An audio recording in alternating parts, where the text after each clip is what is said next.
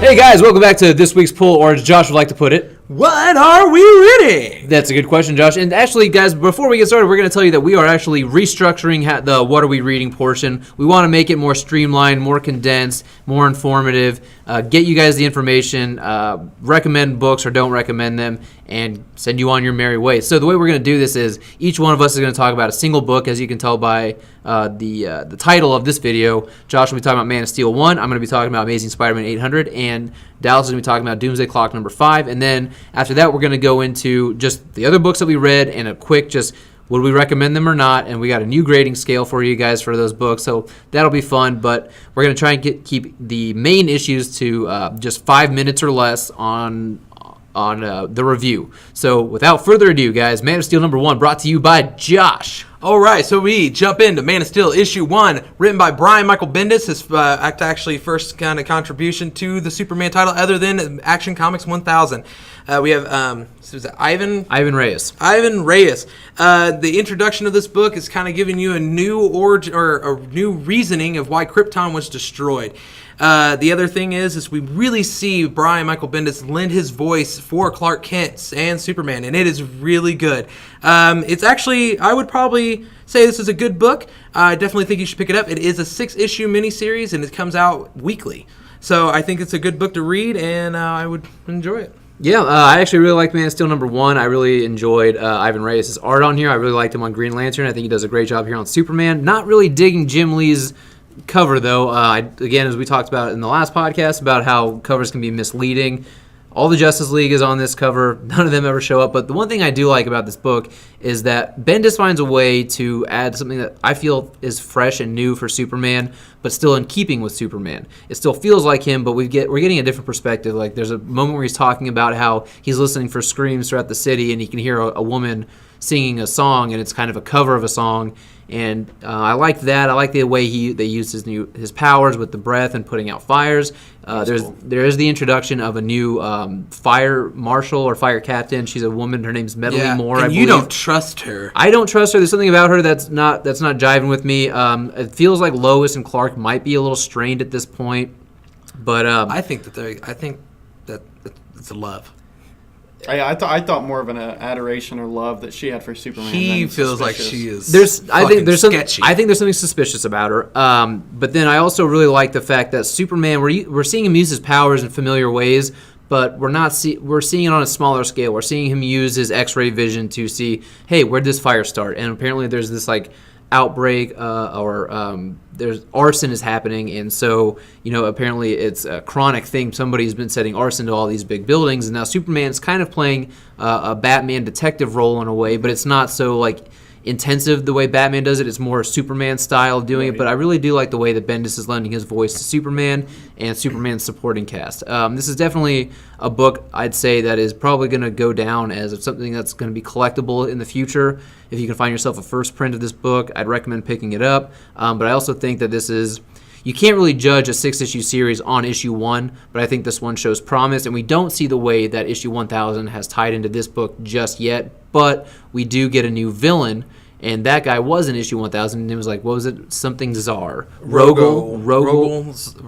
R-O-G-O-L. We've never actually heard this name said out loud, but I think he has the potential to be a good new Superman villain, somebody who could have some possible staying power depending on how well this series is fleshed out. Dallas, do you have anything you wanted to add? I do. My favorite part about this book was actually in the fire. He's going to save this little girl when he goes back in, and it was showing him restraining his abilities and powers because he realized he couldn't just grab her and zip her out because it would hurt her and the dog. So he realizes he has to go at a certain speed so he doesn't hurt her.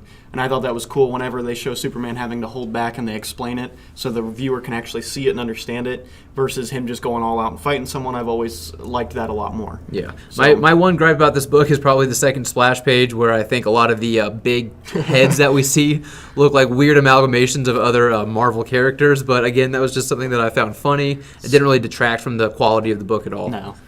Do you want me to talk about it? Okay. Go ahead. Give your names. Tell your favorite. I love it because you have all these names. You're on it to the point where you interrupted me reading this. There's one character who looks like Volstagg from Thor, and with Scarlet Witch's headdress, and I called it Scarlet Volstagg. I thought that was funny. And then there's another one that looks like Odin and Thanos kind of amalgamated into one character. I just called it Thodin. Thoden's son. Not really. I just like Thoden's son. I like okay, Thoden's fine. son. But then I also the inclusion of Ganthet from the Guardians of Oo I thought was a cool little add-on. So we're finding a little bit of deeper, richer history into Krypton's history, I guess, for lack of a better term. But I'm curious to see where it goes. I think that Bendis might have something here, and we all know Bendis is the king of like retconning origins, but finding the gaps in those origins where you can exploit it and tell a new story. Yeah.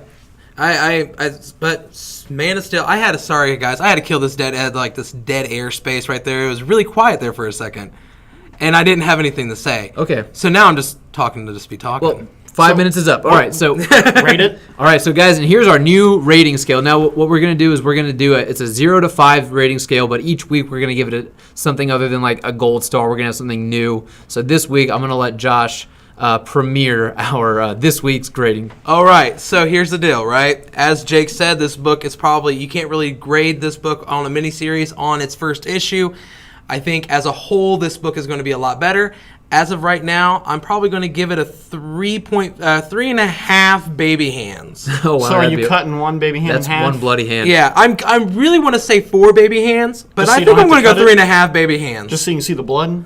Just so I can see the blood. Okay, so, and for me, I'm going to actually give it a very similar one, but it's only because this book isn't wowing me yet, but I think it shows future promise. Yeah. So I'm going to give it 3 out of 5 baby hands. I'm going to go a little higher. I'm going to give it faith until I read farther. So I'm going to give it 4 out of 5 baby hands, and I'll lower it as we go along if it gets worse. I was about to say, wow, All right, so you're so- already promising you're going Yeah. to lower it. Okay. We got 4 baby hands, 3 baby hands. 3 baby hands, and a 3.5 baby hands. I am a demented fuck. You are. All right, guys. So now we're going to move on to the Amazing Spider-Man 800. This is the big conclusion of Dan Slott's decade-long run. Well, actually, it isn't. He's got 801, but this is. I mean, it even says on here the conclusion. I'm guessing the next one's going to be kind of an epilogue, outro to his decade-long run on Spider-Man. But we have a lot of different artists on here. We got Stuart Amonin. I know we've got Ramos, Cam and Coley, a few other artists. I think actually Tim Sale even has a couple pages in here. This book was just nonstop. When they said that at 80 pages, one story, no holds barred, I didn't believe it. I said, you know what, this is going to be a regular-sized issue, and there's going to have a bunch of other little intermittent issues written by somebody different or illustrated by somebody. No, this issue was everything you wanted it to be. Everything that they were building up to the Red Goblin, Norman Osborn as the Green Goblin, getting the Carnage symbiote. Everything about it is everything you wanted. All of the Spider-Man supporting cast shows up. Aunt May, Mary Jane, J. Jonah Jameson, Doc Ock, Flash Thompson, Silk. Silk, Miles, Eddie. Everybody is in this book. Doc Ock. God. Yeah. And That so one blew my mind. yeah, and not only that, but you get to see Norman Osborn as Norman Osborn should be. He's a sadistic fuck. Him with the Carnage symbiote just makes him even crazier. Him infecting his grandson with the Carnage symbiote was just nuts. Spider-Man giving it all. I don't think this reached the heights of Back in Black for me, which was not written by Slott, but just in terms of action. But Stuart Amonin pumps out a few fucking panels in here that I think they should be making into posters at some point, because I would definitely hang that on my wall. But basically, it's just Spider-Man going up against Red Goblin, and it's basically a fight to the finish, and it does not disappoint. Anything you guys wanted to say on this issue? I think this issue, this arc, has actually become one of not only my favorite modern comic story arcs, but one of my favorite Spider-Man arcs of all time. And there's a few things in it, few panels that just stand out above all. One of my favorites is just showing his love for New York, and Red Goblin or Green Goblin or Harry Osborn realizing that New York is the thing that he cares about the most, which... You mean Norman? Norman. Yeah. It goes back to our funny debate on which Lantern Spider-Man would be. Yeah. Because we had a smaller debate over this situation. But the best part to me actually was not only that, but when he finds a way to outsmart Norman. And he's basically like, well, if you kill me in the Red Goblin suit, you're not killing me. Carnage is killing me. So he outsmarts him. Careful on the spoilers there, sir. Yeah, for real. They'll be fine. They'll be fine. No, we're gonna try and remain spoiler free. One of the nitpicks I had was I think it was during Ramos's art run on this. He draws Spider-Man in his suit, but the eyes are actually coming off of his head, and I just don't like that. I get that it's an artistic style. Personally, it just doesn't jive for me. It really took me out of the book for a few minutes. But Really? yeah, That one didn't bother me as much as the legs early on. Oh, the proportions. Man. And actually, the very beginning, I can't remember who does the very beginning art, but I was not digging that art either. But all in all, everybody in all the characters in this came to play. There's a death in this. There's a lot of great team ups in this book. There's a few people finding out who Peter Parker is or who Spider-Man is, and the very beginning right here, I could not get behind that look on the very beginning. I think you're actually close to the leg thing I was talking about, but I know exactly what you're talking about when it comes to legs right here. Yes. Yeah. One of my favorite parts was actually the story arc redemption for JJJ. Yeah. It was really well because I thought he would be written off really quickly, but they dealt with it in a good way. And there were so many, like you said, surprise team-ups. Not just team-ups I saw coming because they, end it and they tell you right off the bat, Peter's working with these people. There was just a few surprises that pop up, and you were just like, they literally came out of nowhere. Yeah, and one of my favorite things about this book is just that I think Slott brought Norman Osborn back to form, making him the threat that he really is and really should be. I mean, he is the Joker to Spider-Man's Batman, so I'm glad that that's on display. And the way they leave Norman Osborn off has me extremely excited and very intrigued to see what happens in the next Spider-Man book. Hopefully Ryan Ottley decides to bring that into his series at some point, but we see, this covers all spectrums of Spider-Man. You see the heart, you see the grit, you see the emotion, you see the compassion. You see when things get dire. You see when Norman gets crazy. You see the way New York. See Peter get crazy. Yeah, you see New York. Yeah, the way New York affects Spider-Man. The way Spider-Man affects New York. What Spider-Man's fighting for. Friendships last. You see friendships rekindled. You see friendships ending. You see family problems. This book just has everything, and it's a great conclusion to what Dan Slott's been doing for the past 10 years. Yeah. Anything you want to say, Josh? I absolutely love this story arc, and this is what you should have classified as an event. This book was so impactful that they take 80 pages, which is essentially 4 comics. They take 4 comics and they turn this into a monster event. Yeah. And it is, but it's all continuating on the story, and it's impactful. And then once you start thinking it might start getting a little boring, or you think it's like, okay, this might be a little too long, then they hit you with something else. They know exactly when to stop, and they bump it up to the next level. Yeah. They switch gears. It's great. They do whatever they can to keep you not to be bored, to the point where they even had the 3 artists. I'm assuming the reason why they switched the artists in 3 times. 4 artists. 4 different artists. I think the reason why they do that is because they know it's 80 pages, and they're hoping that helps keep your attention span, keep you a little bit more on the edge of your seat. I don't think one artist could also do 80 pages in 2 weeks either. So that too. Wow. But this was an amazing conclusion to the Red Goblin story, and Dan Slott was killing it with these last few issues, and this is just an amazing book. I'm very excited to see what happens. It is worth the cover price of $10. Oh yeah, absolutely. This is a $9.99 book. I think it's honestly worth every penny. Curious to see what happens in 801, which is, I think, Dan Slott's last issue. But I think we got to give a nice, solid farewell to Dan Slott. Thanks for everything you've done with Spider-Man. You did Superior Spider-Man, caught a lot of flack. Then a lot of people read it, realized they were being assholes about it. And Slott's done a lot of great things, not so great things, but I think overall I'd say his run on Spider-Man was positive. So I'm going to go ahead and give it my review. I'm going to give it 4.5 baby hands out of 5. Really? Yeah. Okay. Only thing is because I feel like I feel like had the next issue continued the story, I'd be absolutely fine with this thing going further. Like I would like to see it, honestly, more. I want to see more. To the point where you're just like, if this were 100 pages, I wouldn't have cared. Seriously, it could have kept going. Yeah. So the only reason it just feels I've still got a want for more. I want to see a little bit more, but it's a great issue, and I'm glad I own it. You still have 801. Yeah. All right, Dallas, what would you give it? I'm actually giving it the same exact thing. I can't give a perfect to anything, and this is about as close as I think it could. If the art hadn't bothered me in a few panels, I think I'd put it like 4.9 baby hands. Wow. That's just like missing the tip of a pinky finger. Basically. Yeah. So I'm giving it 4.5 because of the art that pulled me out a few times. It did get me a couple times, too. Josh, what is your baby hand rating? I give it 4. You know what? I give it 4.75. Oh, wow. Okay, 4 3/4 baby hands. 4 3/4 baby hands. Okay. Oh, wow. The only thing that it had me drawn was there are some problems with some of the art. There's some art parts that just kind of like the beginning of it was kind of there's just some little art problems like there that kind of almost threw me off. But the story was still so good that it distracted me from the art. But I thought Red Goblin was going to be a gimmick. I love it. So did I. I know. I really did. I did too. I thought it was going to be some kind of gimmick just to sell comic books. Yeah.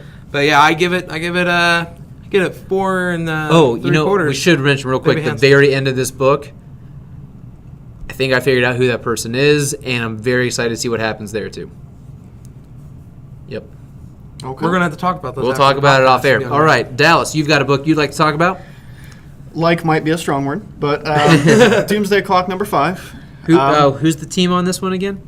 This one, let's see, It's Jeff Johns and Gary Frank. Anyway. Okay, there you go. So, You fucking asshole. this one, I wanted to give him the shot.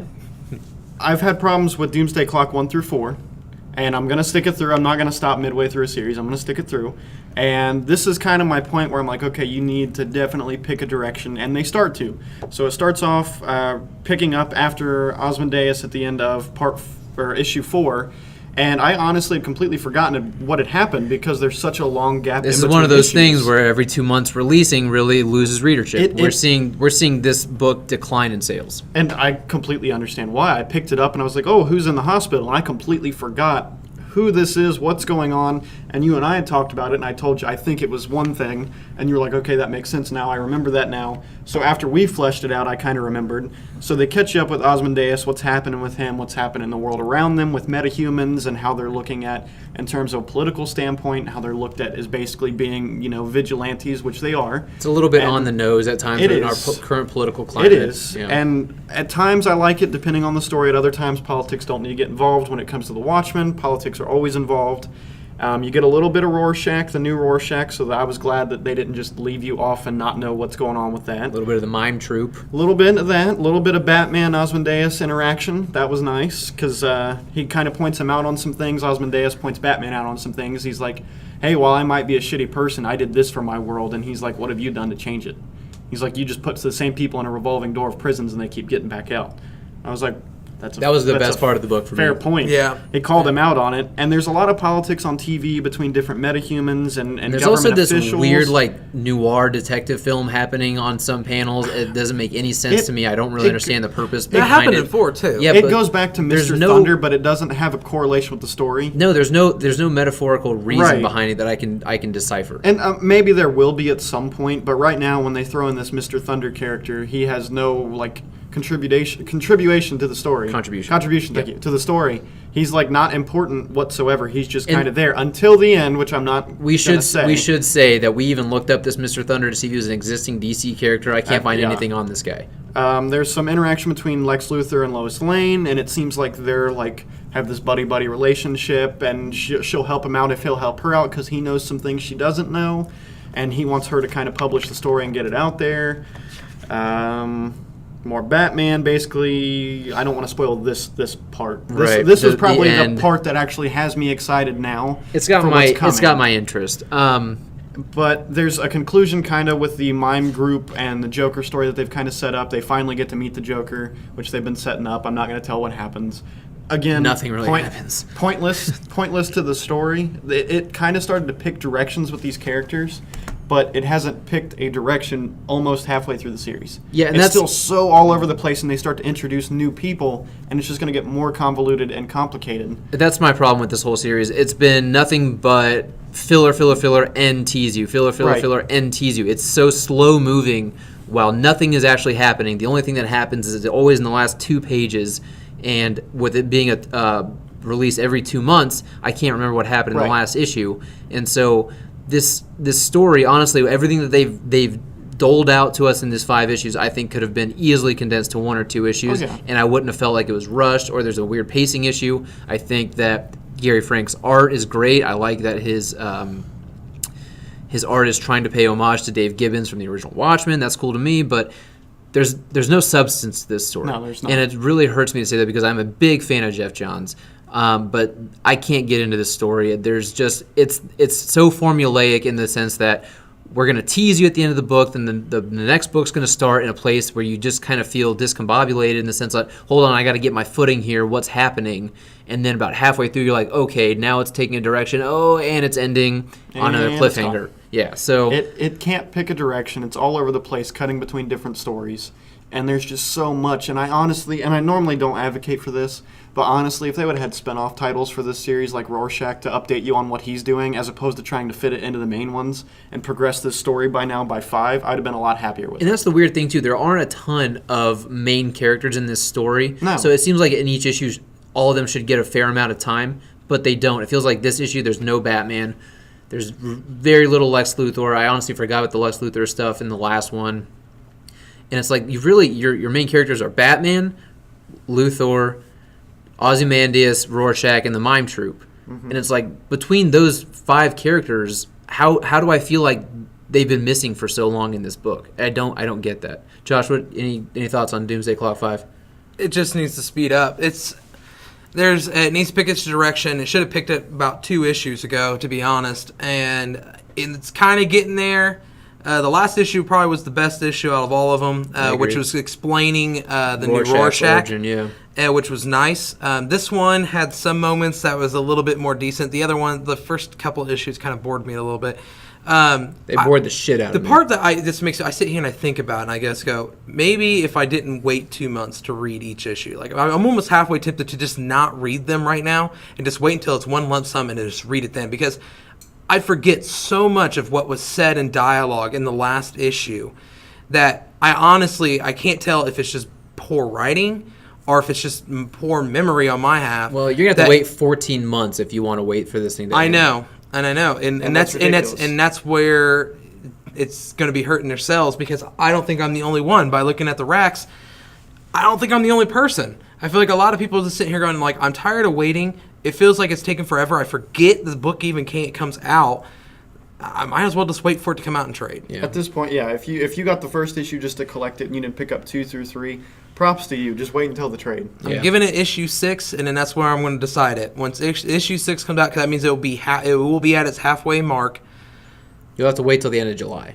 Yeah. Just so I know. you know. Yeah, I know. That's I'm going to give it that ridiculous. issue 6, and then I will decide if I'm going to even continue reading it. All right, Dallas, give us your baby hands. My baby hands, I'm giving it 1 1/4 baby hands. Oh, wow, okay. Josh, how many baby hands are you giving it? I'm going to give it, I'm not going to be as harsh. I'm going to give it like 1, I'm going to give it 2 1/4. Yeah, I'll give it 2 1/4 baby hands, because I do really enjoy the last little bit. It got me really curious. The last little bit only has me curious and intrigued because it's Jeff Johns writing it.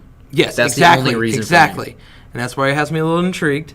And in that, plus I did kind of enjoy the whole Batman scene, the Batman bit with I'm going to say his name. Ozymandias. Say it for me. Yep.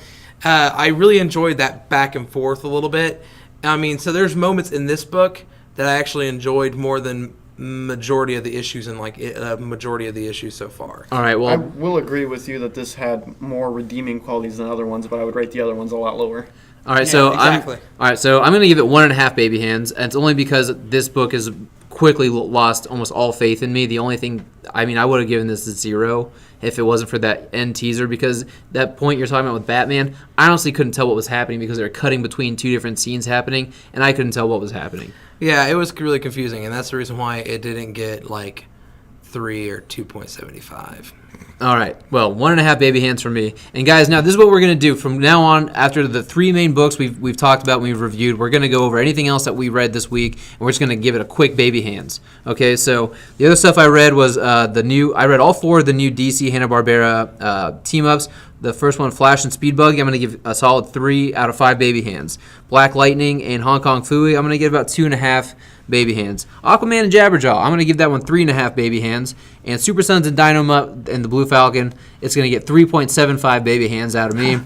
And then out of me, yep. And the last 2 I've got here is the Marvel 2-in-1 issue 6. Jim Chung is back on the art, love it. I'm giving it 3.5 baby hands. And Saga issue 52. Unfortunately, not a great issue, not a whole lot happens, but I'm going to give it a solid 2.5 baby hands. Okay. Oh, you want me to go? All right. Okay.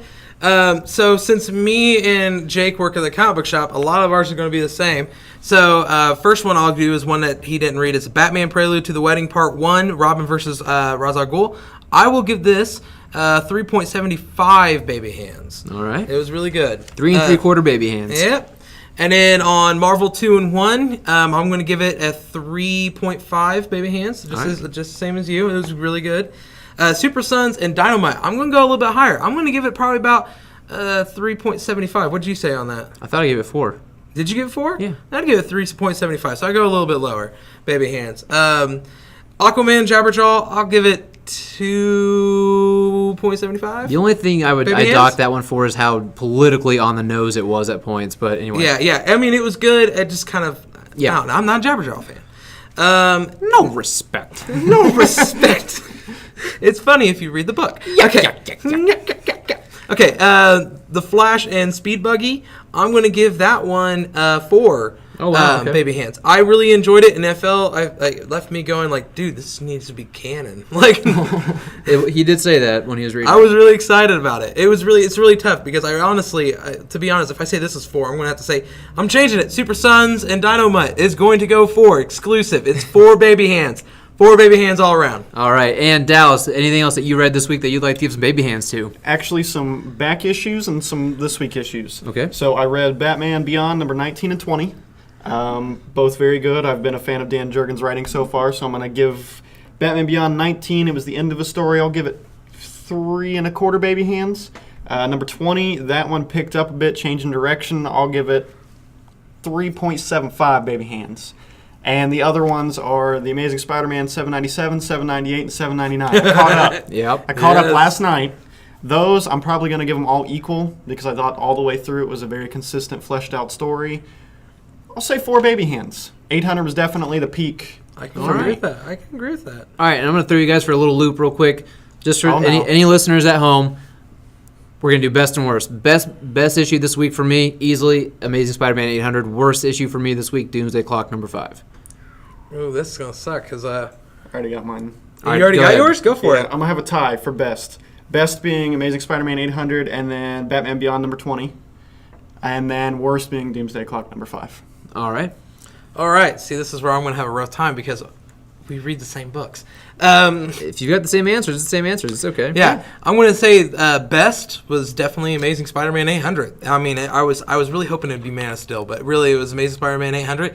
Worst, it'd have to be Doomsday Clock. No. Take that back. Valiant High. Oh, you that couldn't was even the worst. finish I that couldn't one. even read 2 pages of it. Ooh. Valiant High was the worst. By Valiant was the worst for me.